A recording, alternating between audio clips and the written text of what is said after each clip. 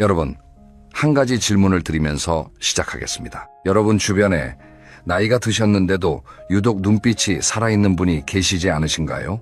70이 넘었는데도 걸음이 가볍고 대화를 나누면 에너지가 넘치고 뭔가 즐거운 일이 늘 있는 것 같은 그런 분이요. 반대로 비슷한 나이인데 매일 아프다는 이야기, 외롭다는 이야기, 재미없다는 이야기만 하시는 분도 계시죠. 두 분의 차이, 과연 뭘까요? 돈이 좋은 걸까요? 돈이 많은 걸까요? 아니면 그냥 타고난 성격일까요? 오늘 저는 그 비밀을 여러분께 낱낱이 풀어드리려고 합니다. 전세계 노년 행복 연구, 100세 장수촌 현지 조사, 그리고 국내외 수많은 어르신들의 인터뷰를 분석해보면 놀랍도록 공통된 패턴이 나옵니다. 이게 바로 오늘 이야기할 11가지 특징입니다. 그런데 이 11가지 절대 거창하지 않습니다. 돈이 엄청나게 많아야 하는 것도 아니고 특별한 재능이 필요한 것도 아닙니다. 오히려 너무 단순해서 이게 정말 다야? 하고 놀라실 수도 있어요. 하지만 오늘 이 영상을 끝까지 보시고 나면 분명히 이런 생각이 드실 겁니다. 지금부터라도 충분하다. 그럼 시작해 볼까요? 먼저 첫 번째 특징입니다. 진짜 잘 사는 어르신들은 몸을 포기하지 않습니다. 여기서 잠깐 제가 한 가지 오해를 풀어드리고 싶어요. 몸을 챙긴다고 하면 많은 분들이 헬스장, 마라톤, 수영 같은 걸 떠올리세요. 그런데 연구 결과는 전혀 다른 이야기를 합니다. 하버드 의과대학에서 수십 년간 진행한 성인 발달 연구, 줄여서 그랜트 스터디라고 하는데요. 이 연구에서 노년의 건강을 가장 잘 예측하는 요소가 뭔지 아세요? 거창한 운동량이 아니었습니다. 바로 매일 몸을 움직이는 습관이었습니다. 단 30분이라도 매일 걷는 사람과 그렇지 않은 사람의 10년 후 건강 차이는 어마어마합니다. 뇌 혈류량, 근육량, 면역 기능, 심지어 우울감까지 모두 일상적인 움직임에 크게 영향을 받는다는 게 밝혀졌습니다. 여러분, 혹시 이런 경험 있으시지 않으세요? 무릎이 좀 아프다, 허리가 불편하다는 이유로 점점 앉아있는 시간이 길어지시지는 않으셨나요? 사실 이게 굉장히 자연스러운 반응이에요. 아프면 쉬어야 한다고 느끼니까요. 그런데 정형외과 전문의들이 공통적으로 하는 말이 있습니다. 안 움직이면 더 나빠집니다. 관절은 쓸수록 윤활액이 분비되고 근육은 써야 줄어들지 않습니다. 이탈리아의 사르데냐 섬, 아시아의 오키나와, 코스타리카의 니코야 반도, 미국의 로마린다 이 지역들은 100세 이상 장수하는 분들이 세계에서 가장 많이 모여 사는 곳입니다. 이른바 블루존이라고 불리는 곳이죠. 그런데 이 지역 어르신들을 조사했더니 공통점이 있었습니다. 특별한 운동을 하는 게 아니었어요. 사르데냐 할아버지들은 매일 언덕길을 걸어서 목장에 가셨고, 오키나와 할머니들은 낮은 식탁에 앉았다 일어났다 하면서 하루에 수십 번 스쿼트 동작을 하셨습니다. 운동을 운동으로 하는 게 아니라 일상 속에 녹아 있는 거죠. 여러분도 지금 당장 이걸 적용하실 수 있습니다. 엘리베이터 대신 계단 한 층만 걸어보세요. 텔레비전 광고 시간에 자리에서 일어나 스트레칭을 해보세요. 마트에 갈 때 조금 더 먼 주차 공간에 차를 세워보세요. 이 작은 변화들이 쌓이면 1년 뒤 여러분의 몸이 달라져 있습니다. 그런데 몸을 잘 챙기는 어르신들한테는 또 하나의 비밀이 있어요. 그분들은 통증이 생겼을 때 무조건 참거나 반대로 무조건 드러눕지 않습니다. 오늘 무릎이 좀 불편하네. 그럼 걷기 대신 의자에 앉아서 발목을 돌려볼까 하는 식으로 대안을 찾으십니다. 이게 바로 몸을 포기하지 않는 태도예요. 완벽하게 운동하는 게 아니라 어떤 상황에서도 조금이라도 움직이려는 의지, 그 의지 하나가 나이 들수록 더 빛을 발합니다. 자, 이제 두 번째 특징으로 넘어가 볼게요. 여러분, 이런 말 들어보셨나요? 나이 들면 친구가 없어진다. 맞는 말입니다.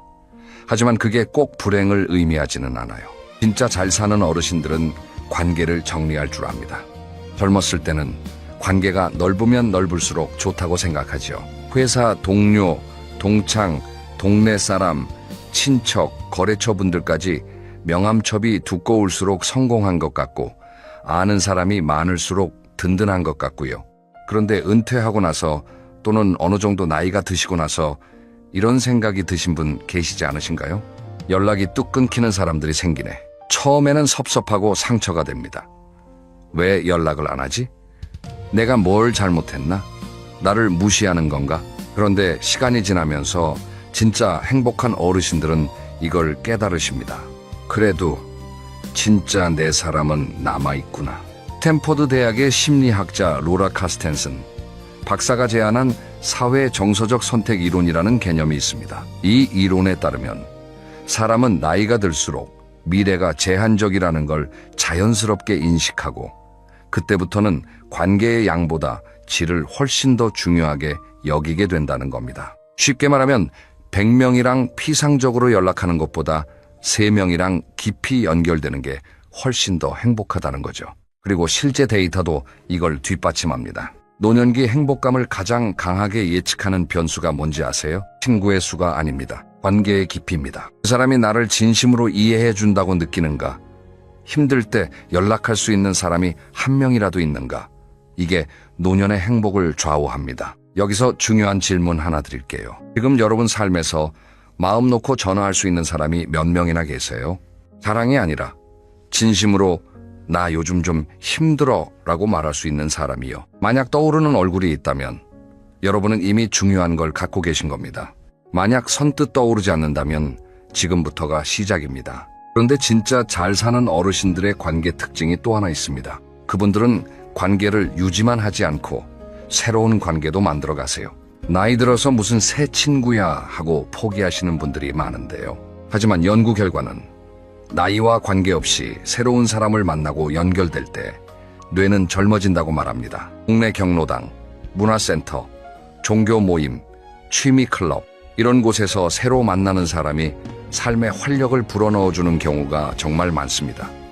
이제 3번째 특징으로 가볼까요? 여러분, 돈 얘기를 좀 해보겠습니다. 노년에 행복한 사람들이 돈이 많을까요? 놀랍게도 반드시 그렇지는 않습니다. 물론 기본적인 생활이 가능한 정도의 경제적 여유는 필요합니다. 그런데 어느 수준 이상이 되면 돈이 더 많다고 해서 행복이 그만큼 더 늘지는 않아요. 이걸 경제학에서는 한계 효용 체감의 법칙이라고 하는데요. 쉽게 말하면 첫 번째 피자 한 조각이 제일 맛있고 먹을수록 덜 맛있어지는 것처럼 돈도 어느 정도 수준을 넘으면 추가로 생기는 행복감이 점점 줄어든다는 겁니다. 그럼 진짜 잘 사는 어르신들은 돈을 어떻게 쓸까요? 그분들은 물건보다 경험했습니다. 아주 비싼 경험이 아니어도 됩니다. 손주랑 같이 먹는 칼국수 한 그릇, 오랜 친구랑 가는 당일치기, 여행, 동네 꽃집에서 사온 화분 하나, 이런 작은 경험들에서 오는 기쁨이 비싼 물건 하나를 샀을 때의 기쁨보다 훨씬 오래 지속된다는 게 심리학 연구의 일관된 결론입니다. 왜 그럴까요? 물건은 시간이 지나면 익숙해지거든요. 처음에 좋아하던 텔레비전도 한 달 지나면 그냥 가전제품이 되고 처음에 좋아하던 옷도 몇 번 입으면 그냥 옷이 됩니다. 그런데 경험은 기억으로 남습니다. 그때 딸이랑 강원도 갔을 때 정말 좋았는데 하는 기억은 시간이 지나도 희미해지지 않고 오히려 반추하면서 또다시 행복감을 주죠. 진짜 잘 사는 어르신들의 또 다른 소비 특징이 있습니다. 그분들은 남에게 쓰는 걸 아까워하지 않으세요. 손주 용돈, 친구한테 사주는 커피 한 잔, 이웃에게 나눠주는 텃밭 채소. 이런 나눔의 소비가 사실은 자기 자신의 행복 점수를 가장 빠르게 올리는 방법입니다. 하버드 경영대학원의 연구에 따르면 자기 자신을 위해 쓸 때보다 다른 사람을 위해 쓸 때 행복감이 훨씬 더 크다고 합니다. 이걸 아는 어르신들은 아낌없이 나눕니다. 그리고 그게 돌아와서 자신을 더 행복하게 만든다는 걸 경험으로 알고 계세요. 여기서 잠깐 현실적인 이야기를 드려야 할 것 같아요. 경제적으로 많이 어려운 분들도 계실 거예요. 연금이 빠듯하고 자녀한테 손 벌리기도 눈치 보이고 아프기라도 하면 걱정이 앞서는 상황. 이런 분들께 경험에 투자하라고 하면 공허하게 들릴 수 있습니다. 그런데 연구 결과들을 살펴보면 정말 흥미로운 사실이 나옵니다. 행복감이 높은 어르신들 중에는 경제적으로 넉넉하지 않은 분들도 많습니다. 그분들의 비결은 뭘까요? 지금 내가 가진 것에서 기쁨을 찾는 능력입니다. 베란다에 심은 상추가 자라는 걸 보면서 기뻐하고 아침에 마시는 커피 한 잔을 소중하게 음미하고 저녁 노을을 보면서 감사함을 느끼는 것. 이게 사실 어떤 물질적 풍요보다 더 강력한 행복의 원천이라는 게 계속해서 밝혀지고 있습니다. 자, 이제 4번째 특징으로 가보겠습니다. 사실 이 부분이 오늘 이야기 중에서 가장 많은 분들이 공감하실 내용이기도 하고 동시에 가장 어려워하시는 부분이기도 합니다. 바로 마음을 다스리는 능력입니다. 여러분, 나이가 드실수록 마음이 편해지셨나요? 아니면 더 불안해지셨나요? 솔직히 말씀드리면 노년의 불안이 커지는 건 자연스러운 현상입니다. 몸이 예전 같지 않다는 불안, 돈이 떨어질지도 모른다는 불안, 자녀들이 잘 살고 있는지에 대한 걱정, 혼자 남겨질지도 모른다는 두려움, 이런 감정들이 밀려오는 게 당연합니다. 그런데 진짜 잘 사는 어르신들은 이 불안을 아예 안 느끼는 게 아니에요. 그분들도 불안하고 걱정하고 때로는 무서워합니다. 차이는 그 감정을 어떻게 다루느냐입니다. 제가 만나본 한 78 새 할머니가 생각납니다. 혼자 사시는 분인데 남편을 3년 전에 여의셨어요. 처음 6개월은 너무 힘들었다고 하세요. 매일 밤 잠 못 자고 혼자 밥 먹기가 서럽고 아무것도 하기 싫었다고요. 그런데 그분이 어떻게 바뀌셨는지 아세요? 어느 날 울다가 문득 이런 생각이 들었대요. 남편이 살아있을 때 내가 뭘 좋아했더라. 그래서 좋아하는 것들을 하나씩 다시 해보기 시작하셨어요.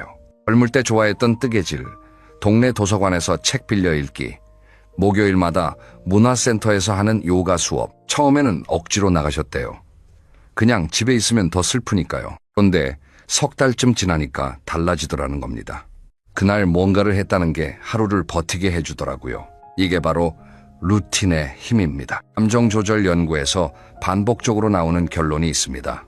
불안하고 힘들 때 그 감정을 직접 건드리려 하면 오히려 더 깊이 빠집니다. 그 대신 몸을 움직이고 시간을 구조화하면 감정이 서서히 안정됩니다. 그래서 진짜 잘 사는 어르신들은 자신만의 루틴을 가지고 계십니다. 아침에 일어나면 창문을 열고 바깥 공기를 마시는 것, 오전 10시에 차를 한 잔 마시는 것, 오후에는 산책을 나가는 것, 이런 작은 루틴들이 하루를 안정적으로 잡아주는 닷 역할을 합니다. 그리고 한 가지 더, 진짜 잘 사는 어르신들은 부정적인 감정을 억누르지 않습니다.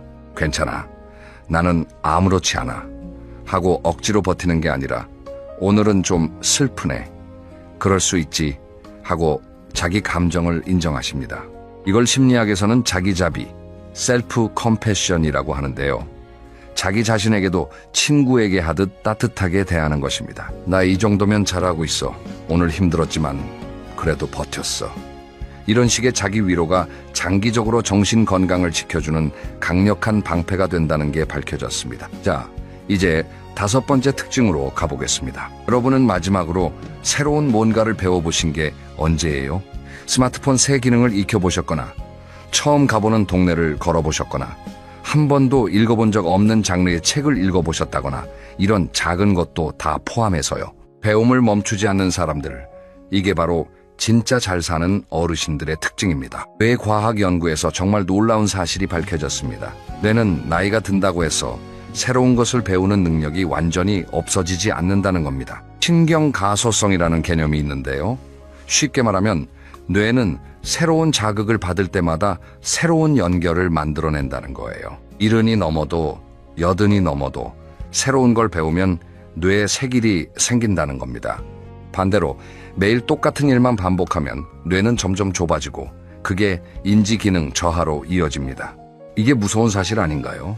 그런데 더 희망적인 사실이 있습니다. 배우는 내용이 뭔지는 크게 중요하지 않습니다. 스마트폰 사용법도 되고 하모니카 연주도 되고 수채화도 되고 새로운 요리 레시피도 됩니다. 뭔가 처음 하는 것이라는 자극 자체가 뇌를 깨운다는 겁니다. 실제로 일본의 한 연구에서 70세 이상 어르신들을 두 그룹으로 나누었습니다. 한 그룹은 6개월 동안 지금까지 한 번도 배운 적 없는 기술인 그림 그리기를 배웠고 다른 그룹은 평소처럼 지냈습니다.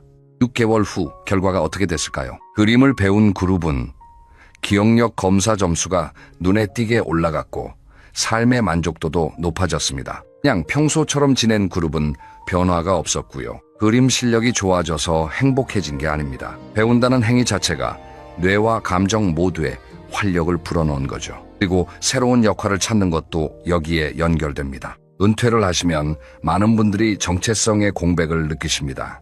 나는 누구지? 이제 뭘 해야 하지?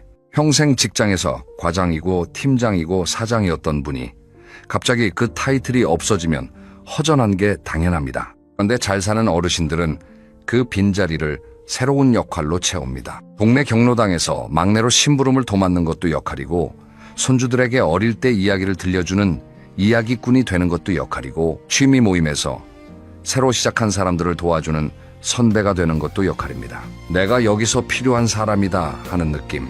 이게 삶의 의욕을 유지하는 데 얼마나 중요한지는 아무리 강조해도 지나치지 않습니다. 이제 마지막 두 개의 특징으로 갑니다. 어쩌면 이게 오늘 이야기의 핵심일 수도 있어요. 진짜 잘 사는 어르신들은 삶의 의미를 붙들고 삽니다. 여기서 의미라는 게 거창한 게 아닙니다. 나는 왜 매일 아침 일어나는가? 라는 질문에 대한 자신만의 답이 있다는 거예요. 일본에는 이키가이라는 개념이 있습니다. 직역하면 살아있는 이유 또는 삶의 보람쯤 되는데요. 오키나와 장수마을 어르신들 대부분이 이 이키가이를 가지고 계십니다. 어떤 할머니에게는 매일 아침 텃밭에 물을 주는 것이 이키가이였고, 어떤 할아버지에게는 손주들이 올 때 만들어주는 국수가 이키가이였습니다. 그 규모가 중요한 게 아니에요. 이게 나에게 의미 있는 일이다 라고 느끼는 그 감각이 핵심입니다. 기여하는 삶. 진짜 잘 사는 어르신들은 나를 위해서만 살지 않습니다.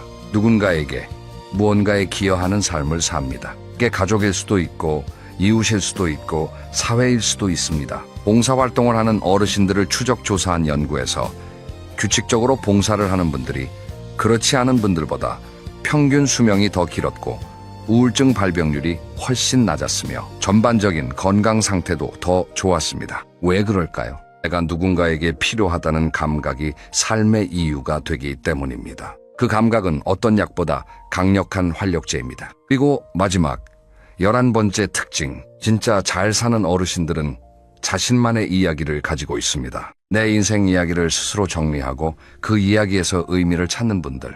이게 얼핏 들으면 좀 철학적으로 들릴 수 있는데요. 실제로는 아주 실용적인 이야기입니다. 심리학자 된 맥아담스 교수는 수십 년 동안 사람들이 자신의 인생 이야기를 어떻게 구성하는지 연구했습니다. 그 결과 자신의 삶을 이런 어려움이 있었지만 그게 나를 이렇게 만들었다는 식의 구원서사로 바라보는 사람들이 훨씬 더 행복하고 탄력적이었습니다. 반대로 나는 계속 불행했고 앞으로도 나쁠 것이다. 식의 오염서사를 가진 분들은 불행감이 높았습니다. 지금 내 삶에서 힘들었던 부분들, 아픈 기억들, 실패했던 순간들, 이것을 어떻게 바라보느냐가 남은 인생의 색깔을 결정합니다. 그때 힘들었지만 그래서 지금 내가 강해졌어. 그때 실패해서 다행이야. 덕분에 더 중요한 것을 알게 됐으니까. 이런 시각의 전환이 노년의 행복을 만드는 가장 깊은 뿌리입니다. 이제 정리를 해볼게요. 오늘 저는 노년의 진짜 행복한 사람들의 11가지 특징을 말씀드렸습니다. 첫째, 몸을 포기하지 않고 매일 조금씩 움직입니다. 둘째, 관계를 정리할 줄 알고 진짜 연결을 소중히 합니다. 셋째, 새로운 관계를 두려워하지 않습니다. 넷째, 물건보다 경험에 투자합니다. 다섯째, 작은 나눔을 즐깁니다. 여섯째, 불안을 루틴으로 다스립니다. 일곱째, 자기 자신에게 따뜻합니다. 여덟째, 배움을 멈추지 않습니다. 아홉째, 새로운 역할을 찾습니다. 열째, 누군가에게 기여하는 삶을 삽니다. 그리고 11번째, 자신만의 이야기에서 의미를 찾습니다.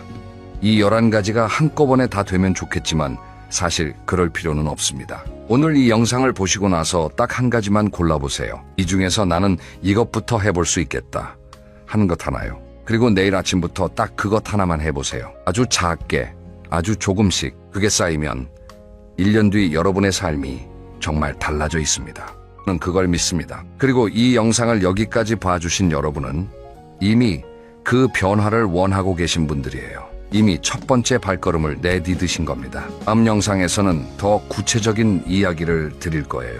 노년에 진짜 무너지는 사람들은 어떤 패턴을 가지고 있는지, 그리고 그 패턴에서 어떻게 빠져나올 수 있는지 솔직하고 현실적인 이야기를 준비하고 있으니 꼭 기다려주세요. 오늘도 함께 해주셔서 고맙습니다. 건강하세요.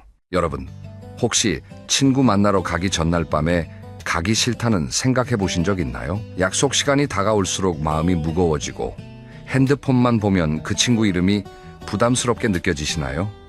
그렇다면 그 인연은 이미 끝난 겁니다. 오늘 제가 드릴 말씀은 조금 냉정하게 들릴 수 있습니다. 하지만 여러분의 남은 인생을 위해 꼭 필요한 이야기입니다. 어릴 때는 친구가 많을수록 좋았지만 60세가 넘으면 달라집니다. 노후에는 독이 되는 친구들이 있습니다. 만나고 나서 마음이 답답하다면 그건 몸이 보내는 신호입니다. 먼저 솔직하게 여쭤보겠습니다. 여러분은 친구가 몇 명이나 계신가요? 그 중에 정말 마음 편하게 만날 수 있는 친구는 몇 명입니까? 많은 분들이 친구는 많은데 정작 편한 사람이 없다고 말씀하십니다. 명절 때 연락할 사람 리스트는 긴데 막상 진심으로 만나고 싶은 사람은 손에 꼽을 정도라는 거죠. 왜 그럴까요? 나이가 들면서 우선순위가 바뀌기 때문입니다. 젊었을 때는 관계의 양이 중요했습니다. 친구가 많으면 든든했고 모임이 많으면 인기 있는 사람 같았습니다. 하지만 60대가 넘으면 달라집니다. 이제는 양이 아니라 질입니다. 100명의 아는 사람보다 1명의 진짜 친구가 낫습니다. 10번의 피곤한 만남보다 한 번의 편안한 대화가 소중합니다. 그리고 무엇보다 중요한 건 에너지입니다. 60대 이후에는 에너지가 유한합니다. 젊었을 때처럼 무한정 사람을 만날 수 없어요. 체력도 떨어지고 정서적으로도 쉽게 지칩니다. 잘못된 관계는 여러분의 에너지를 빼앗아 갑니다. 한 번 만나고 나면 3일을 피곤해하게 만드는 사람들이 있어요. 그런 사람과 계속 만나면 어떻게 될까요? 건강이 나빠집니다. 실제로 스트레스성 질환으로 병원에 가시는 분들 중 상당수가 인간관계 문제를 겪고 계십니다. 그럼 몸이 보내는 신호를 한번 확인해 보시겠습니까? 첫째, 친구 만나기 전날 밤에 불안감이 듭니다. 내일 만나야 하는데 하고 생각하면 마음이 무겁습니다. 핑계를 대고 취소하고 싶은 마음이 듭니다. 둘째, 만나고 난 후에 피로감이 심합니다. 육체적으로뿐만 아니라 정신적으로 지칩니다. 집에 와서 한숨만 나옵니다. 왜 갔을까 하는 후회가 밀려옵니다. 셋째, 그 친구와의 대화가 계속 생각납니다. 그런데 기분 좋게 생각나는 게 아니라 불편하게 생각나는 겁니다. 그때 저 말을 왜 했지? 내가 뭐 잘못했나? 이런 생각이 계속 맴돕니다. 이 세 가지 중 하나라도 해당되면 그 관계는 문제가 있는 겁니다. 이제부터는 구체적으로 어떤 친구들을 정리해야 하는지 말씀드리겠습니다. 첫 번째로 정리해야 할 친구는 자기 자랑만 하는 사람입니다. 이런 친구는 만나면 자기 얘기만 합니다. 내 얘기는 듣지 않아요. 내가 뭔가 말하려고 하면 그래, 그런데 우리 아들이 이러면서 자기 자식 얘기로 넘어갑니다. 실제 사례 하나 말씀드리겠습니다. 68세 김 모 씨가 계십니다. 이분은 30년 지기 친구가 있었어요. 한 달에 한 번씩 만나는 사이였습니다. 그런데 어느 날부터 그 친구 만나는 게 부담스러워지기 시작했습니다. 왜냐면 만날 때마다 자기 자식 자랑만 했거든요. 우리 아들이 승진했어. 우리 며느리가 얼마나 효자인지 몰라. 손주가 전교 1등 했어. 이런 식이었습니다. 처음엔 잘 됐네 하고 축하해줬습니다. 근데 매번 그러니까 지겹더래요. 그래서 한 번은 김 씨가 자기 얘기를 꺼냈습니다. 나는 요즘 무릎이 아파서 병원에 다니는데 했더니 친구가 뭐라고 했는지 아십니까? 그래? 그런데 우리 아들이 나한테 무릎 관절 보조제를 사줬어. 얼마나 비싼 건지 아니? 이러더래요. 김 씨의 아픈 무릎은 관심 없고 자기 아들이 사준 보조제 자랑만 하는 겁니다. 김 씨는 그날 집에 와서 한참을 울었다고 합니다. 30년 친구인데 나한테는 관심이 없구나 하는 서러움이 밀려왔대요. 그 후로 그 친구를 만나지 않기로 결심했습니다. 왜 이런 친구들이 생길까요? 심리를 한번 분석해 보겠습니다. 자기 자랑만 하는 사람은 사실 불안한 사람입니다. 자기 자신에 대한 확신이 없어요. 그래서 계속 자랑을 해야 자기 가치를 확인받는 겁니다. 그런데 문제는 뭐냐? 그 사람의 불안을 내가 해소해 줄 수는 없다는 겁니다. 아무리 대단하다, 부럽다 해줘도 소용없어요. 계속 더 자랑하고 더 인정받고 싶어 합니다. 그럼 나는 왜 그런 관계를 참았을까요? 대부분 의리 때문입니다. 오래 알고 지냈는데 어떻게 끊어? 그래도 예정이 있는데 이런 생각 때문에 참는 거예요. 하지만 일방적인 관계는 관계가 아닙니다. 진짜 친구는 서로를 존중합니다. 내 얘기도 듣고 자기 얘기도 합니다. 주고받는 게 있어야 관계예요. 한쪽만 주고 한쪽만 받는 건 관계가 아니라 착취입니다. 그럼 어떻게 구별할까요? 진짜 자랑과 과시를 구별하는 법이 있습니다. 진짜 자랑은 기쁨을 나누고 싶어서 합니다. 나 이런 좋은 일이 있었어. 너도 같이 기뻐해줘. 이런 느낌이에요. 그러면 듣는 사람도 기분이 좋습니다. 하지만 과시는 다릅니다. 과시는 나를 깎아내리려고 합니다. 너보다 내가 낫다는 걸 보여주려는 거예요. 그러면 듣는 사람은 기분이 나쁩니다. 움츠러들게 됩니다. 그리고 경청의 부재를 확인하세요. 내가 말할 때 상대방이 진짜 듣고 있나요? 아니면 자기 할 말만 기다리고 있나요? 대화가 아니라 독백이면 그건 관계가 아닙니다. 이런 친구와는 거리를 두기 시작하세요. 당장 끊을 필요는 없습니다. 서서히 만나는 횟수를 줄이면 됩니다. 두 번째로 정리해야 할 친구는 과거에 머물러 있는 사람입니다. 이런 친구는 만날 때마다 옛날 얘기만 합니다. 그것도 좋은 추억이 아니라 서운했던 일, 아픈 상처를 계속 끄집어냅니다. 72 세방 모 씨의 이야기입니다. 이분은 40년 지기 친구가 있었습니다. 학창 시절부터 알고 지낸 사이였어요. 그런데 그 친구는 만날 때마다 40년 전 일을 들먹였습니다. 너 그때 내 생일에 안 왔잖아. 너 그때 나한테 돈 빌려주지 않았지. 이런 식이었어요. 박 씨는 그때마다 미안해. 그때 내가 정말 사정이 있었어 라고 사과했습니다. 한두 번도 아니고 수십 번을 사과했어요. 근데 그 친구는 계속 그 얘기를 꺼냈습니다. 어느 날 박 씨가 물었습니다. 도대체 몇 번을 사과해야 해? 나는 진심으로 미안하다고 했어. 그런데 너는 왜 계속 그 얘기를 하니? 그랬더니 친구가 뭐라고 했는지 아십니까? 사과를 받아도 상처는 남아. 너는 이해 못해. 이러더래요. 박 씨는 그 순간 깨달았습니다. 아, 이 사람은 나를 용서할 생각이 없구나. 평생 죄인으로 만들고 싶은 거구나. 그 후로 박 씨는 그 친구를 만나지 않습니다. 처음엔 죄책감이 들었대요. 40년 친구를 내가 버리는 건가 하고요. 하지만 시간이 지나니까 오히려 홀가분하더랍니다. 더 이상 과거의 죄인으로 살지 않아도 되니까요. 왜 과거에 머무는 친구가 위험할까요? 과거가 미래를 갉아먹기 때문입니다. 60대, 70대면 앞으로 갈 시간이 얼마 남지 않았습니다. 그 소중한 시간을 과거의 상처를 되새기는 데 쓸 수는 없어요. 과거는 바꿀 수 없습니다. 이미 지나간 일입니다. 아무리 후회해도 아무리 사과해도 과거는 돌아오지 않아요. 그런데 어떤 사람들은 과거에 갇혀서 평생을 삽니다. 그리고 상대방도 거기 같이 가두려고 해요. 너도 나처럼 과거에 갇혀 있어야 해. 이런 거죠. 이건 건강하지 않습니다. 건강한 추억과 독이 되는 기억을 구별하세요. 건강한 추억은 떠올리면 미소가 지어집니다. 그때 참 재밌었지. 그때가 좋았어. 이런 느낌이에요. 그러면 에너지가 생깁니다. 하지만 독이 되는 기억은 다릅니다. 떠올리면 마음이 아픕니다. 분노가 올라옵니다. 그러면 에너지가 빠집니다. 이런 기억을 계속 되새기는 친구는 여러분의 미래를 훔쳐가는 겁니다. 우리에게는 선택적 기억이라는 능력이 있습니다. 좋은 기억은 간직하고 나쁜 기억은 흘려보내는 거예요. 과거에 머무는 친구는 이 능력이 없는 사람입니다. 그 사람의 문제를 내가 해결해 줄 수는 없습니다. 세 번째로 정리해야 할 친구는 부정적인 에너지를 전파하는 사람입니다. 이런 친구는 세상 모든 것이 불만입니다. 만나면 남 흉보는 것으로 대화를 채웁니다. 65세 이 모 씨의 경험입니다. 이분은 일주일에 한 번씩 만나는 친구가 있었어요. 처음에는 좋았습니다. 서로 속마음을 털어놓고 위로도 받고 그랬어요. 그런데 점점 그 친구의 대화 패턴이 바뀌었습니다. 만나면 남 흉보기만 했어요.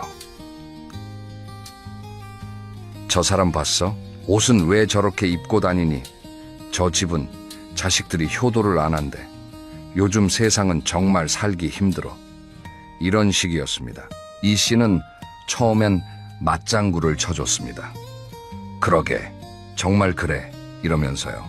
근데 집에 오면 기분이 안 좋더래요. 이유를 모르겠는데 우울해지는 거예요. 그러다가 어느 날 깨달았습니다. 아, 내가 그 친구의 부정적인 에너지에 감염됐구나.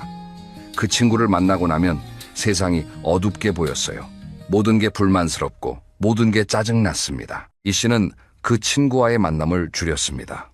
한 달에 한 번만 만나기로 했어요. 그랬더니 놀라운 일이 벌어졌습니다. 기분이 좋아졌어요. 세상이 다시 밝게 보이기 시작했습니다. 이게 바로 에너지 뱀파이어의 무서운 점입니다. 과학적으로도 증명된 사실입니다. 감정은 전염됩니다. 거울 뉴런이라는 게 있어요. 상대방의 감정을 내가 그대로 따라하게 되는 뇌의 시스템입니다. 행복한 사람과 있으면 나도 행복해집니다. 반대로 우울한 사람과 있으면 나도 우울해져요. 부정적인 사람과 계속 있으면 나도 부정적으로 변합니다. 특히 노년기에는 정서적 건강이 정말 중요합니다. 우울증에 걸리면 치매 위험도 높아지고 면역력도 떨어집니다. 그러니까 긍정적인 에너지를 보존하는 게 건강을 지키는 겁니다. 이건 이기적인 게 아닙니다. 자기 보호입니다. 내 마음을 지키는 건 당연한 권리예요. 남의 부정적인 에너지를 다 받아줄 의무는 없습니다. 선택적으로 교류하세요. 긍정적인 사람과는 자주 만나고 부정적인 사람과는 거리를 두세요. 이게 현명한 선택입니다. 자, 여기까지 3가지 정리 대상을 말씀드렸습니다. 자기 자랑만 하는 친구, 과거에 머무는 친구, 부정적인 에너지를 전파하는 친구. 이런 친구들은 정리해야 합니다. 그럼 어떻게 정리할까요? 많은 분들이 오해하시는 게 있습니다. 손절이라고 하면 대판 싸우고 끊는 걸로 생각하세요. 너 때문에 내가 얼마나 힘들었는지 아니? 이제 연락하지 마. 이렇게 하는 거예요. 근데 이건 좋은 방법이 아닙니다. 왜냐하면 감정적으로 소모가 크거든요. 싸우고 나면 오히려 내가 더 지칩니다. 그리고 주변 사람들한테도 소문이 나요. 그 사람 친구랑 싸웠대 이러면서요. 성숙한 방법은 조용히 멀어지는 겁니다. 서서히 자연스럽게 거리를 두는 거예요. 이게 진짜 어른의 이별입니다. 구체적인 단계를 말씀드리겠습니다. 1단계, 연락 빈도를 줄입니다.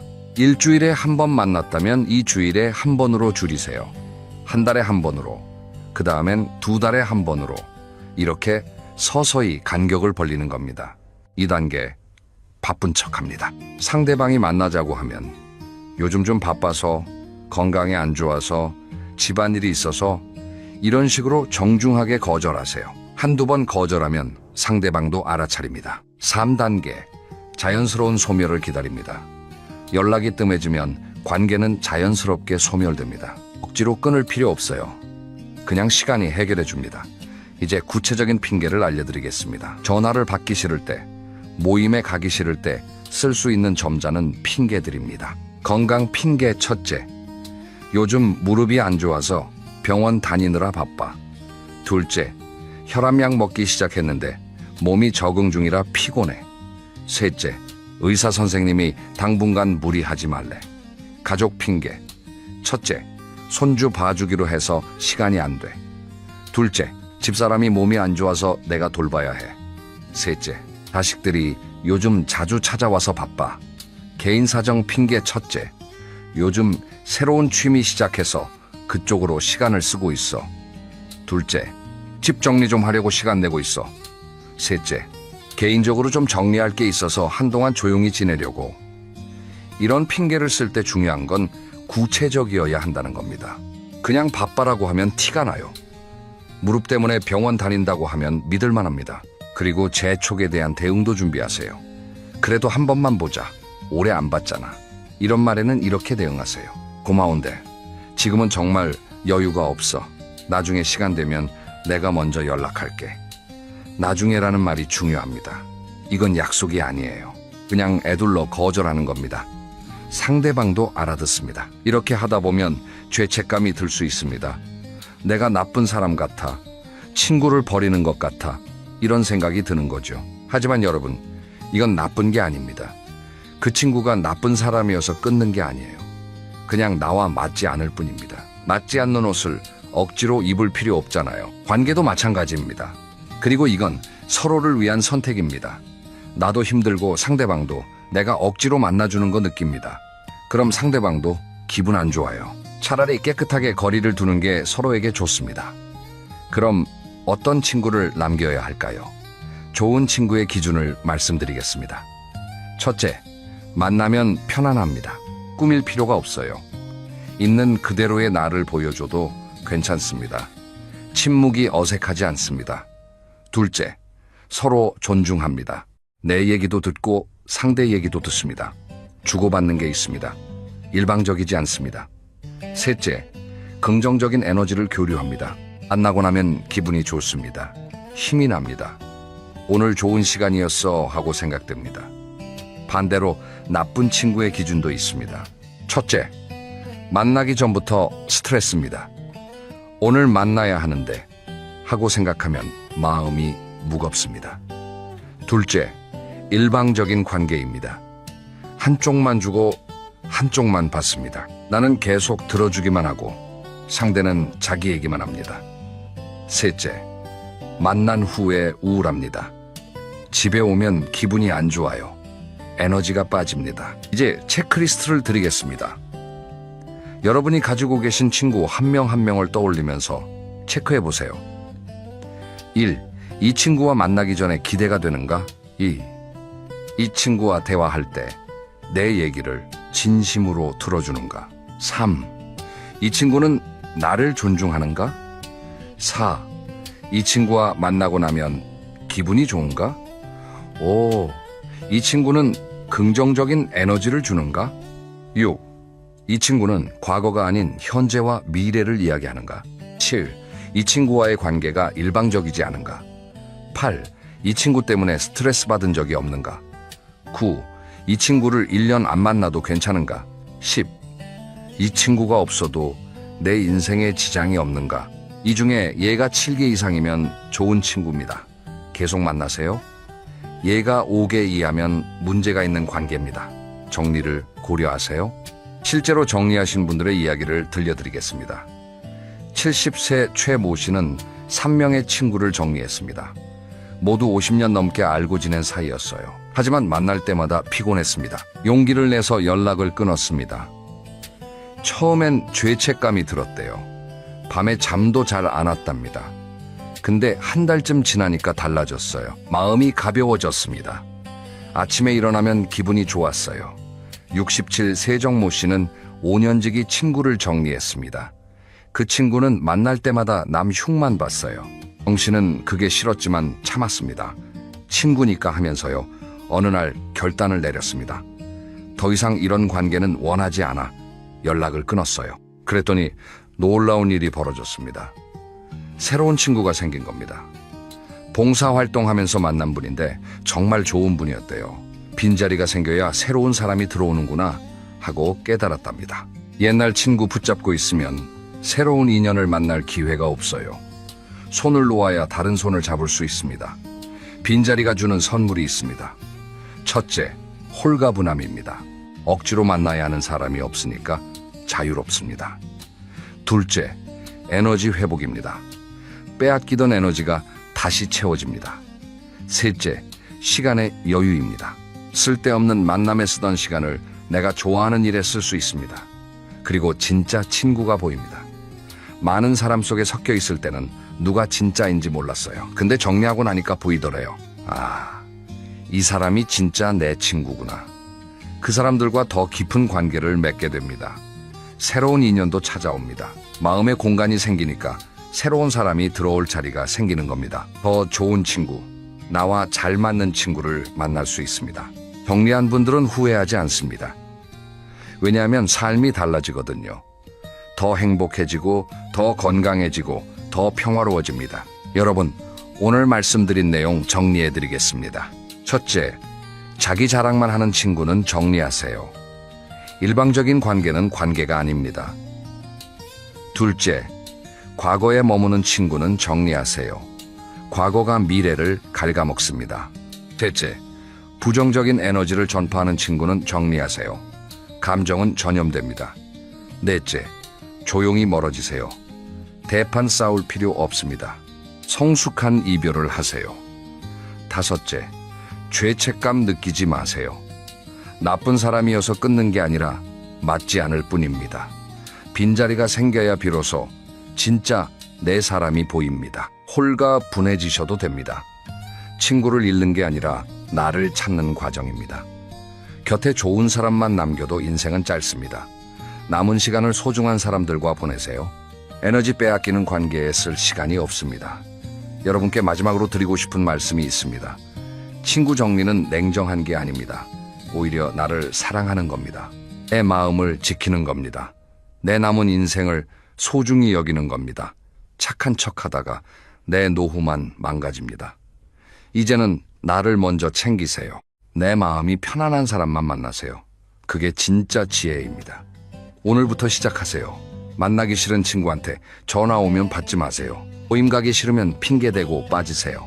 죄책감 느낄 필요 없습니다. 여러분의 평화가 더 중요합니다. 주변에 끊어내지 못해 힘들어하는 친구가 있다면 이 영상을 보내주세요. 그게 그 친구를 돕는 일일 수도 있습니다. 혼자 고민하는 것보다 이런 이야기를 나누는 게 도움이 됩니다. 여러분 모두 좋은 친구들과 행복한 노후 보내시길 바랍니다. 감사합니다. 여러분 잠깐요. 지금 이 영상을 클릭하신 분들 중에 노후 준비를 완벽하게 다 해놓으셨다는 분 손 들어보세요. 아마 거의 없으실 겁니다. 사실 저도 마찬가지예요. 우리 대부분은 언젠가 해야지, 나중에 생각해야지 하면서 그냥 하루하루를 보내고 있거든요. 그런데 말이죠. 오늘 이 영상을 끝까지 보시고 나면 아마 오늘 밤 잠을 못 주무실 수도 있어요. 그만큼 충격적인 이야기들을 준비했습니다. 무섭게 하려는 게 아니에요. 진짜로 여러분이 알아야 할, 아무도 제대로 얘기해주지 않는 노후의 현실, 그것을 오늘 낱낱이 공개해 드리려고 합니다. 잠깐 이 숫자를 한번 생각해 보세요. 우리나라 65세 이상 노인 가구 중에서 절반이 넘는 분들이 월 소득 100만 원 이하로 생활하고 계신다는 사실 알고 계셨나요? 절반이에요. 절반. 지금 이 순간에도 누군가의 부모님이 혹은 얼마 후에 우리 자신이 하루 3만 원, 4만 원으로 한 달을 버텨야 하는 현실 속에 놓여 있다는 겁니다. 더 무서운 건 따로 있어요. 이분들 대부분이 젊었을 때 아무 준비도 안 한 분들이 아니에요. 나름대로 열심히 살았고 직장도 다녔고 애들 키우느라 정신없었던 우리 주변에서 흔히 볼 수 있는 평범한 분들이라는 거예요. 그분들이 왜 지금 그렇게 되었는지 오늘 저와 함께 하나하나 짚어보겠습니다. 오늘 영상에서는 노후 준비를 제대로 하지 않았을 때 실제로 겪게 되는 지옥 같은 상황 7가지를 차례대로 말씀드릴 거예요. 그리고 각각의 상황에 대해 지금 당장 어떻게 대비해야 하는지도 알려드릴 겁니다. 자, 그럼 지금부터 시작할게요. 첫 번째, 노후 지옥입니다. 바로 돈이 없다는 것이에요. 여러분, 솔직하게 한번 생각해 보세요. 지금 매달 생활비로 얼마나 쓰고 계세요? 식비, 공과금, 병원비, 교통비, 경조사비 다 합치면 한 달에 최소 200만 원, 300만 원은 금방 나가죠. 그런데 노후에도 이 지출이 크게 줄어드느냐 하면 절대 그렇지 않아요. 오히려 병원을 더 자주 가야 하고 움직임이 줄어드니까 관리비나 냉난방비는 더 나올 수 있어요. 그런데 많은 분들이 막연하게 이렇게 생각하세요. 국민연금 받으면 되지 않겠어? 라고요. 자, 현실을 직시해 봅시다. 2024년 기준으로 국민연금 평균 수령액이 얼마인지 아세요? 월 평균 약 62만 원입니다. 62만 원이요. 한 달 생활비로 62만 원. 어디서 뭘 하고 어떻게 살라는 건지 막막하지 않으세요? 물론 올해 많이 내신 분들은 더 받기도 하죠. 하지만 우리나라 국민연금 제도가 시작된 지 얼마 안 됐고 중간에 직장을 그만뒀거나 자영업을 하셨거나 경력 단절이 있으셨던 분들은 납입 기간이 짧아서 수령액이 훨씬 더 적어요. 특히 여성분들, 전업주부로 오래 계셨던 분들의 경우에는 국민연금 수령액이 월 20만 원, 30만 원인 경우도 수두룩해요. 이런 상황에서 가장 먼저 나타나는 현상이 뭔지 아세요? 먹는 것을 줄이기 시작한다는 거예요. 처음에는 외식을 줄이죠. 그러다가 고기를 끊어요. 그 다음엔 반찬 수가 줄어들기 시작해요. 어떤 어르신들은 하루 2끼만 드시기도 하고 심한 경우엔 밥에 간장만 비벼 드시는 분들도 계세요. 우리가 어릴 때 가난해서 그랬던 것처럼 늙어서 또 그렇게 되는 거예요. 제가 아는 한 어르신 이야기를 잠깐 드릴게요. 그분은 30년 넘게 공장에서 일하셨어요. 정말 열심히 사셨죠. 근데 자식들 대학 보내고 결혼시키고 집도 한 채 마련해드리고 그러다 보니 정작 본인 노후를 위해 모아둔 돈이 거의 없었던 거예요. 이제 70이 넘으신 그분은 매일 아침 동네 공원에서 폐지를 주워서 파시는데 하루에 버시는 게 많아봐야 5,000원, 6,000원이에요. 그걸로 식비를 충당하신대요. 자식들한테 연락하기가 창피해서 못한다고 하시더라고요. 이게 남의 이야기처럼 들리세요? 저는 이분 이야기를 듣고 나서 한동안 머릿속에서 떠나질 않았어요. 왜냐면 이분의 삶이 준비 없이 노후를 맞이하는 우리 모두의 이야기가 될 수 있기 때문이에요. 그렇다면 돈이 없는 노후를 피하려면 어떻게 해야 할까요? 핵심은 딱 하나예요. 국민연금 하나에만 의존하지 말라는 거예요. 국민연금은 기초안전망이지 노후 전체를 책임지는 시스템이 아니에요. 그 위에 개인연금이나 퇴직연금 혹은 임대소득이나 파트타임 수입 같은 두 번째, 세 번째 소득권을 지금부터라도 만들어 놓으셔야 해요. 아직 50대이신 분들이라면 충분히 가능해요. 지금 당장 월 10만 원, 20만 원씩이라도 개인연금 저축에 넣기 시작하세요. 그 돈이 20년 뒤에 얼마가 되는지 아세요? 복리로 계산하면 정말 놀라운 숫자가 나옵니다. 그 이야기는 나중에 따로 영상으로 준비해 드릴게요. 지금 당장은 이것만 기억해 주세요. 노후에 필요한 돈은 생각보다 훨씬 많고 그 돈을 만들 시간은 생각보다 훨씬 짧다는 것. 그리고 가장 무서운 건 돈이 없으면 나머지 모든 것들이 연쇄적으로 무너지기 시작한다는 사실이에요. 그게 지금부터 말씀드릴 두 번째 지옥과 연결이 됩니다. 두 번째 노후 지옥은 몸이 무너진다는 것이에요. 사람이 나이를 먹으면 몸이 아픈 건 어쩔 수 없는 일이에요. 이건 누구도 피해갈 수 없어요. 그런데 문제는 아픈 것 자체가 아니라 아플 때 쓰이는 돈이에요. 노후에 몸이 아프면 얼마나 돈이 나가는지 여러분 혹시 계산해 보신 적 있으세요? 국내 연구에 따르면 65세 이상 노인 한 명이 생애 마지막 5년 동안 쓰는 의료비가 평균 4천만 원에서 5천만 원에 달한다고 해요. 4천만 원이요. 그것도 건강보험이 있는데도 이 돈이 본인 부담으로 나가는 거예요. 입원비, 간병비, 약값, 재활치료비, 요양원 비용 이런 것들이 다 포함되면 어떤 경우엔 억 단위를 넘어서기도 해요. 특히 오늘날 가장 많이 발생하는 노인 질환이 뭔지 아세요? 고혈압, 당뇨, 관절염은 기본이고 뇌졸중이나 심근경색 같은 혈관계 질환이 정말 많아요. 이런 병들은 갑자기 찾아와요. 어느 날 아침에 일어나 보니 몸의 한쪽이 안 움직인다거나 갑자기 가슴을 쥐어짜는 통증이 느껴진다거나 하는 식으로요. 그리고 이런 병들은 한 번 걸리면 완전히 낫지 않아요. 평생을 관리하면서 살아야 해요. 뇌졸중의 경우를 좀 더 자세히 말씀드릴게요. 뇌졸중이 오면 갑자기 언어장애가 생기거나 반신마비가 올 수 있어요. 병원에서 급성기 치료를 받고 나면 이제 재활이 필요한데 재활치료가 길게는 1년, 2년, 어떤 경우엔 그 이상 걸리기도 해요. 이 기간 동안 매달 나가는 치료비, 간병비가 얼마인지 아세요? 요양원 기준으로 한 달에 150만 원에서 300만 원은 기본이에요. 거기다 간병인을 별도로 쓰면 또 추가 비용이 발생해요. 그런데 더 마음 아픈 건 이런 상황에서 돈이 없으면 제대로 된 치료조차 받기 어렵다는 현실이에요. 좋은 재활병원은 비용이 비싸고 국공립 요양병원은 대기 기간이 몇 달씩 걸려요. 결국 형편이 어려운 분들은 제때 치료를 못 받고 그러다 보니 회복이 더 더뎌지고 가족들의 부담은 점점 더 커지는 악순환이 반복되는 거예요. 한 가지 사례를 더 드릴게요. 제가 아는 70세 할머니 한 분은 50대부터 당뇨가 있으셨어요. 그런데 젊었을 때는 증상이 심하지 않다 보니까 관리를 소홀히 하셨대요. 약도 가끔 빠뜨리고 단 음식도 계속 드시고요. 그러다 60대 후반에 당뇨 합병증으로 발가락을 하나 절단하셨어요. 그리고 얼마 안 있어 신장 기능이 나빠져서 이제는 일주일에 3번 투석을 받으셔야 해요. 매번 병원에 가야 하는데 혼자서는 이동이 어려우시고 자식들은 직장 다니느라 바쁘고 정말 막막하다고 하시더라고요.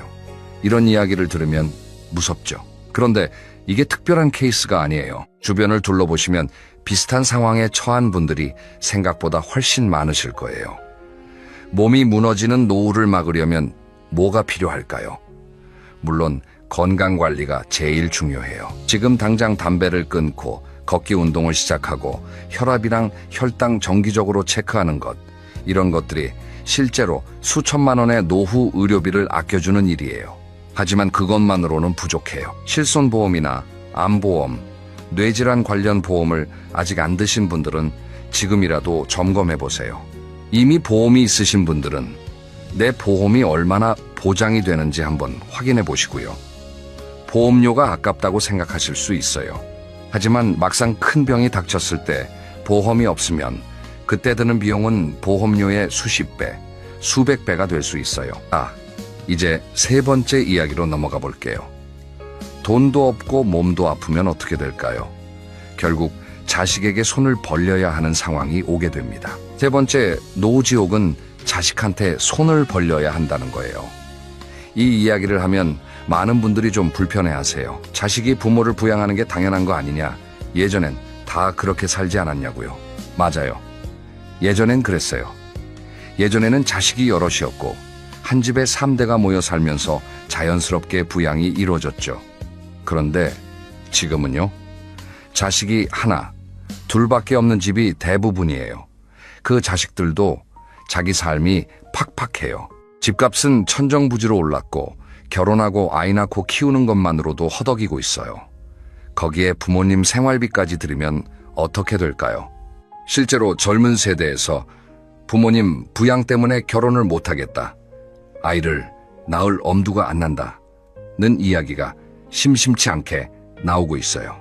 이건 자식들이 불효자여서가 아니에요. 구조적인 문제예요. 그리고 더 중요한 건 부모님 입장에서 자식에게 손 벌리는 게 얼마나 마음이 무너지는 일인지예요. 평생 자식한테 뭔가를 해주려고 살아오셨잖아요. 좋은 거 먹이고 좋은 옷 입히고 좋은 학교 보내려고 허리띠 졸라매면서 사셨잖아요. 그런 부모가 이제 늙어서 자식한테 이번 달 생활비가 좀 부족하다고 말해야 하는 상황 상상이 되세요? 어떤 어르신들은 그게 너무 힘들어서 아예 연락을 끊으시기도 해요. 자식한테 짐이 되고 싶지 않다면서요. 그러면서 혼자서 굶고 아파도 병원을 못 가고 그렇게 지내다가 어느 날 홀로 쓸쓸하게. 제가 아는 한 남성 어르신은 68살인데 아들이 둘 있어요. 큰아들은 부산에, 작은 아들은 캐나다에 살고 있어요. 그런데 이분은 자식들한테 자기 사정을 알리지 않으려고 전화도 잘 안 받으신대. 혹시라도 힘들다는 게 목소리에서 느껴질까 봐요. 한 달 생활비가 40만 원인데 그걸로 밥 사 먹고 약 사 먹고 버티고 있다고 하시더라고요. 들으면서 코끝이 찡해졌어요. 자식에게 부담을 주지 않으려면 어떻게 해야 할까요? 답은 결국 하나예요. 노후에 스스로 먹고 살 수 있는 경제적 자립이 되어 있어야 한다는 거예요. 그리고 그 자립은 지금 준비를 어떻게 하느냐에 달려 있어요. 그리고 자립과 함께 중요한 게 또 있어요. 자식과의 관계 설정을 미리 잘 해놓는 것이에요. 노후에 어디서 어떻게 살 건지, 의료적 결정을 누가 해줄 건지, 재산은 어떻게 할 건지, 이런 것들을 자식과 미리 솔직하게 대화해두는 게 정말 중요해요. 미리 얘기해두지 않으면 나중에 다 갈등이 되거든요. 그런데 이렇게 자식과의 관계도 잘 정리하고 돈도 어느 정도 있어도 결국 노후에 찾아오는 가장 근본적인 두려움이 있어요. 그게 바로 네 번째 노후 지옥이에요. 네 번째 노후 지옥, 혼자가 된다는 것입니다. 이건 굉장히 무거운 이야기예요. 하지만 꼭 해야 하는 이야기예요. 나이가 들면 주변 사람들이 하나씩 떠나가기 시작해요. 친구들이 아파서 병원에 입원하거나 먼저 세상을 떠나기도 하죠. 그리고 가장 충격적인 이별은 역시 배우자와의 이별이에요. 통계청 자료에 따르면 우리나라 70세 이상 여성 2명 중 1명은 혼자 사시고 있어요. 남성도 마찬가지예요. 15세가 넘으면 혼자 사는 독거노인 비율이 급격하게 높아져요. 이분들이 어떻게 사시는지 아세요? 아침에 눈을 떠요. 집 안이 고요해요. 텔레비전을 틀어요. 밥을 혼자 먹어요. 어디 나가기가 무서워요. 미끄러지거나 넘어지면 아무도 없잖아요. 그러다 보니 집 안에서만 지내게 되고 움직임이 줄어드니까 몸이 더 빨리 약해져요. 그리고 사람을 안 만나다 보니 말을 안 하게 되고 말을 안 하다 보면 인지 기능이 저하되기 시작해요. 전문가들은 사회적 고립을 하루 담배 15갭이 피우는 것만큼 건강에 나쁘다고 해요. 15갭이요. 사람과의 연결이 끊어지는 것이 그만큼 심각한 건강 위협이라는 거예요. 그런데도 우리는 이걸 너무 가볍게 생각하는 경향이 있어요. 혼자가 되는 노후에서 가장 무서운 건 고독사예요. 고독사라는 단어 들어보셨죠? 혼자 사는 어르신이 아무도 모르게 집에서 돌아가시는 거잖아요. 그런데 이게 드라마나 뉴스에서나 나오는 먼 이야기가 아니에요. 2022년 기준으로 우리나라에서 한 해에 3,000명 이상이 고독사로 돌아가신다는 통계가 있어요. 3,000명이요. 이틀에 한 번꼴로 어딘가에서 혼자 세상을 떠나는 분이 계신다는 뜻이에요. 배우자를 먼저 떠나보낸 어르신들이 그 다음에 어떻게 되시는지 아세요? 상실의 충격이 너무 커서 우울증이 오는 분들이 굉장히 많아요. 50년을 함께 산 사람이 갑자기 없어지는 거잖아요. 그 빈자리가 어마어마한 거예요. 어떤 분들은 배우자가 떠난 후 1년 안에 본인도 건강이 급격히 나빠지시는 경우를 주변에서 종종 볼 수 있어요. 그렇다면 혼자가 되는 노후를 어떻게 대비해야 할까요? 사실 이건 돈으로 해결이 안 돼요. 사람과의 연결이 필요한 문제예요. 지금 당장 취미 모임에 나가보세요. 동네 경로당, 복지관, 종교 공동체, 봉사활동, 어떤 형태든 좋아요. 매주 정기적으로 사람들을 만나는 루틴을 지금부터 만들어 두세요. 그리고 자식들에게 연락을 자주 하세요. 매일 짧게라도 안부 문자 한 통씩 주고받는 것만으로도 나중에 혼자가 됐을 때 얼마나 큰 위안이 되는지 몰라요. 또 한 가지, 지금 배우자가 계신 분들은 배우자와 지금 이 순간이 얼마나 소중한지 다시 한번 느껴보시면 좋겠어요. 배우자가 있다는 것, 그게 사실 노후에서 가장 큰 자산이거든요. 자, 이제 5번째 이야기로 넘어갑니다. 노후에 혼자가 되고 돈이 없고 몸도 약해지면 그때를 노리는 사람들이 반드시 나타나요. 5번째 노후 지옥은 사기를 당한다는 거예요. 여러분, 혹시 부모님이나 주변 어르신들이 이런 전화를 받으신 적 있으신가요?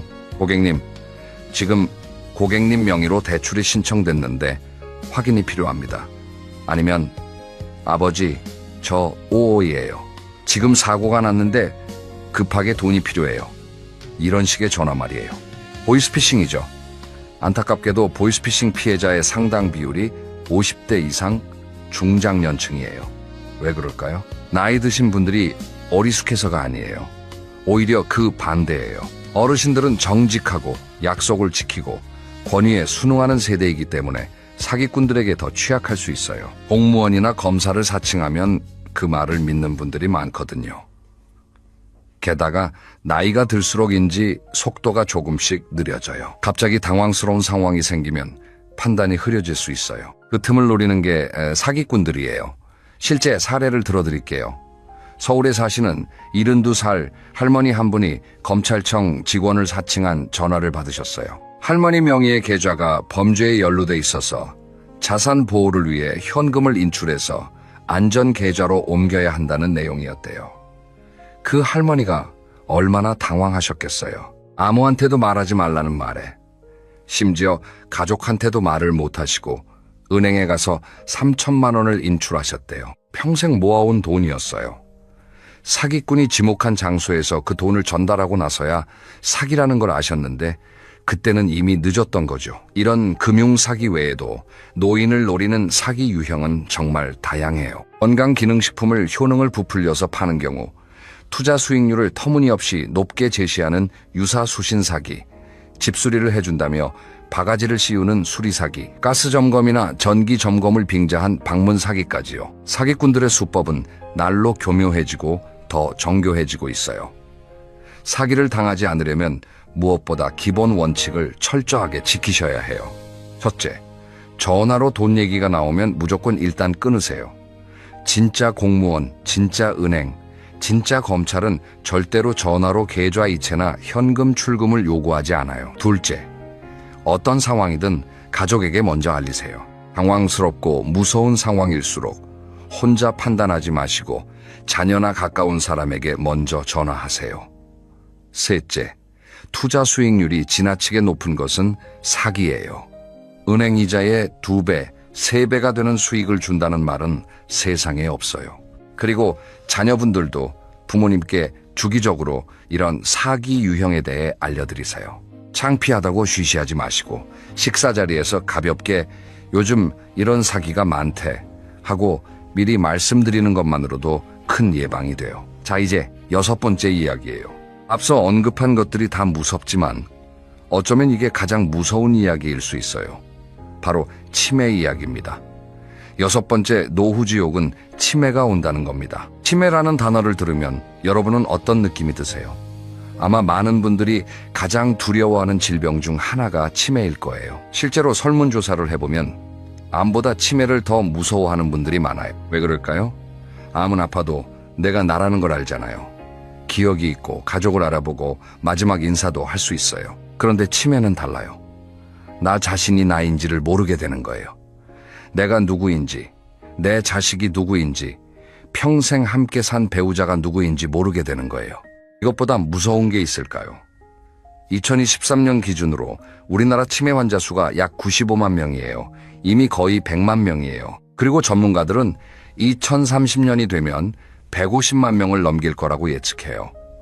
5년 사이에 50만 명이 넘게 늘어난다는 거예요. 이건 폭발적인 증가예요. 치매가 오면 당사자만 힘든 게 아니에요. 오히려 가족들이 더 힘들 수 있어요. 치매 환자를 돌보는 가족을 전문 용어로 케어기버, 즉 돌봄 제공자라고 하는데요. 이분들의 삶이 얼마나 무너지는지 아세요? 치매 환자는 밤낮이 바뀌는 경우가 많아요. 낮에는 주무시고 밤에는 활동하려고 하세요. 그러면 가족들은 밤에 잠을 못 자요. 그리고 어디론가 배회하시는 경우가 있어서 눈을 잠시도 뗄 수가 없어요.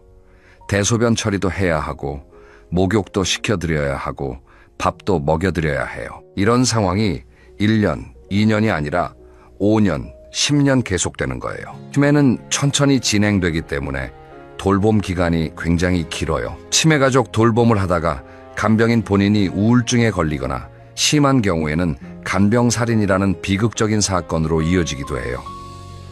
간병살인이요. 이게 남의 나라 이야기가 아니에요. 우리나라에서도 해마다 발생하고 있어요.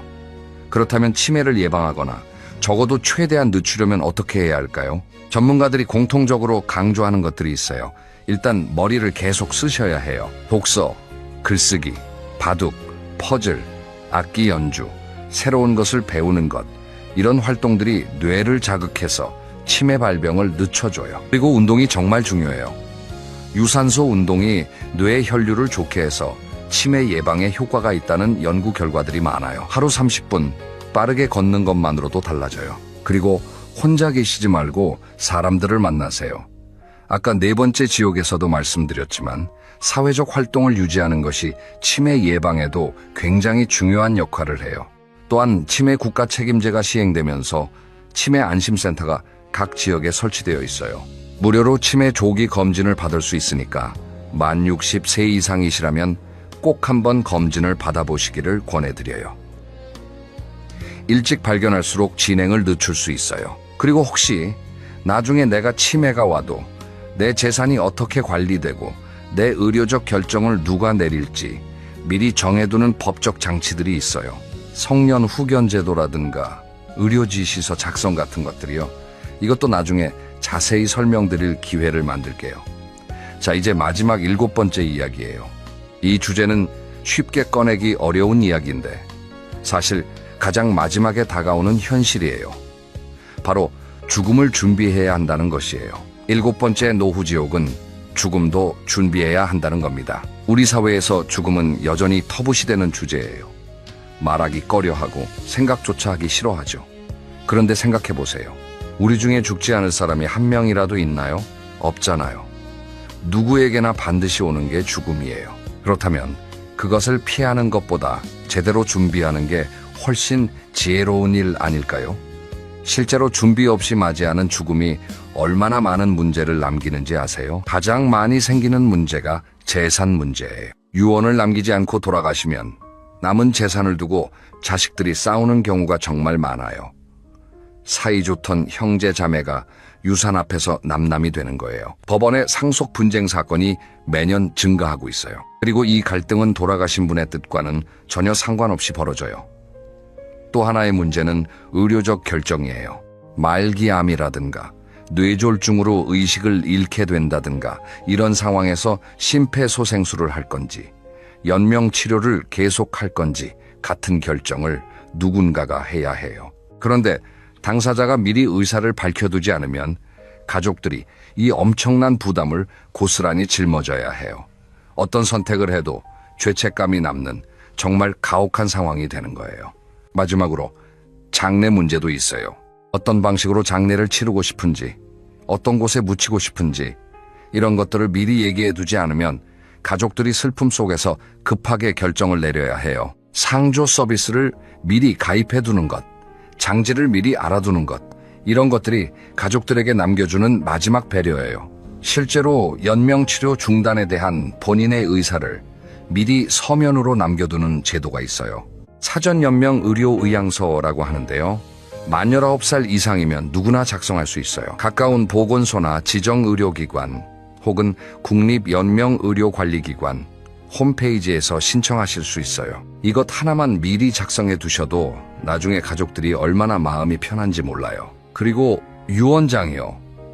유언장이라고 하면 굉장히 거창하게 들리시죠? 그런데 요즘은 자필 유언장을 쓰는 분들이 많아지고 있어요. 복잡한 재산이 없더라도 내가 소중히 여기던 물건을 누구에게 주고 싶다든가 자식들에게 마지막으로 하고 싶은 말을 남겨두는 것 자체로도 굉장한 의미가 있어요. 품위 있는 마지막이란 무엇일까요? 돈이 많고 의리의리한 장례식을 치르는 게 아니에요. 내가 원하는 방식으로 사랑하는 사람들 곁에서 그들에게 짐을 지우지 않고 감사한 마음으로 삶을 마무리하는 것. 그게 진정한 품위 있는 마지막 아닐까요? 그리고 그런 마지막을 맞이하려면 지금부터 준비를 시작하셔야 해요. 오늘 이 영상을 보시는 지금 이 순간이 그 준비를 시작하기에 가장 좋은 때예요. 자, 이제 오늘 이야기를 정리해 드릴게요. 오늘 우리는 노후 준비를 하지 않았을 때 겪게 되는 7가지 지옥 같은 현실을 함께 살펴봤어요. 하나씩 다시 짚어볼게요. 첫 번째는 돈이 없다는 것이었어요. 국민연금 하나로는 부족해요. 지금부터라도 두 번째, 세 번째 수입원을 만들어야 해요. 두 번째는 몸이 무너진다는 것이었어요. 건강관리와 함께 의료비에 대한 보험 준비가 반드시 필요해요. 세 번째는 자식한테 손을 벌려야 한다는 것이었어요. 경제적 자립과 함께 자식과의 관계를 미리 잘 정리해두는 게 서로를 위한 일이에요. 네 번째는 혼자가 된다는 것이었어요. 지금부터 사람과의 연결고리를 만들고 유지하세요. 그게 노후의 진짜 자산이에요. 다섯 번째는 사기를 당한다는 것이었어요. 전화로 돈 얘기가 나오면 무조건 끊고 가족에게 먼저 알리세요. 여섯 번째는 치매가 온다는 것이었어요. 머리를 쓰고 운동하고 사람을 만나는 것이 치매 예방의 핵심이에요. 치매 안심센터에서 무료 검진도 받아보세요. 일곱 번째는 죽음도 준비해야 한다는 것이었어요. 사전연명 의료의향서 작성, 유언장 준비, 장례 의사 표현, 이것들이 가족에게 줄 수 있는 가장 큰 사랑이에요. 이 7가지가 무겁게 느껴지실 수도 있어요. 하지만 반대로 생각해 보세요. 이 7가지를 미리 준비한 사람의 노후는 얼마나 달라질까요? 돈 걱정 없이 아파도 잘 치료받을 수 있고 자식과 좋은 관계를 유지하며 친구들과 어울리고 사기도 당하지 않고 치매도 늦추고 마지막도 품위 있게 맞이한다면 그게 바로 우리가 꿈꾸는 행복한 노후 아닐까요? 오늘 이 영상을 보셨다면 딱 3가지만 지금 당장 해보세요. 첫째, 지금 내 노후 재정 상태를 점검하세요. 국민연금 예상 수령액을 국민연금공단 앱이나 홈페이지에서 조회해보세요. 매달 얼마나 받을 수 있는지 아는 것만으로도 시작이에요. 둘째, 가족과 노후 이야기를 나눠보세요. 어색하고 불편해도 괜찮아요. 짧게라도 솔직하게 대화를 시작해보세요. 우리 나중에 이런 상황이 오면 어떻게 할까? 이 한마디가 가족 모두를 준비시키는 첫걸음이에요. 셋째, 사전 연명 의료 의향서를 알아보세요. 오늘 바로 검색해보세요. 어렵지 않아요. 그리고 결정은 지금 안 해도 돼요. 어떤 제도인지 알아두는 것만으로도 충분한 시작이에요. 다음 영상에서는 오늘 이야기 중에서 가장 많은 분들이 궁금해하시는 노후 자금을 어떻게 만들어야 하는지, 50대부터 시작하는 노후 재테크의 현실적인 방법들을 상세하게 알려드릴 거예요. 국민연금, 개인연금, 퇴직연금, 주택연금, 이 4가지를 어떻게 조합해서 노후 소득을 만들어내는지 실제 사례를 들어서 설명드릴게요. 꼭 보러 오세요. 오늘도 긴 영상 끝까지 함께 해주셔서 정말 감사해요. 여러분의 노후가 지옥이 아닌 진심으로 행복한 시간이 되기를 바랍니다. 지금 이 영상이 여러분의 삶에 작은 도움이 됐으면 해요. 좋아요와 구독, 그리고 주변에 필요한 분들께 공유해 주시면 큰 힘이 됩니다. 감사합니다.